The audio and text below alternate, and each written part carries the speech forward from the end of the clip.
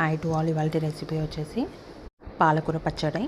దీనికోసం బాండీ పెట్టి ఆయిల్ వేసుకొని అందులో కొంచెం మినపప్పు పల్లీలు వేసి ఫ్రై చేసుకున్న తర్వాత పచ్చిమిర్చి అది కూడా ఫ్రై అయిన తర్వాత కొత్తిమీర కొంచెం మెంతి కూర కరివేపాకు వేసి మొత్తం అన్నిటినీ ఫ్రై చేసుకోవాలి.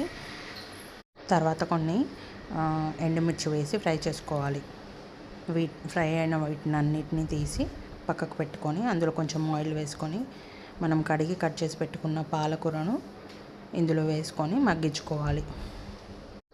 తర్వాత ఫ్రై చేసుకునేవన్నీ చల్లారిన తర్వాత ముందుగా పల్లీలు మినపప్పు మిశ్రమాన్ని వేసి మిక్సీ పట్టుకున్న తర్వాత అందులోకి పాలకూరను వేసి తగినంత సాల్ట్ వెల్లుల్లి రెబ్బలు వేసి మిక్సీ చేసుకోవాలి.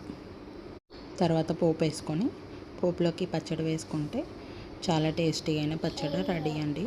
If you like this recipe please subscribe and like, share. Thank you.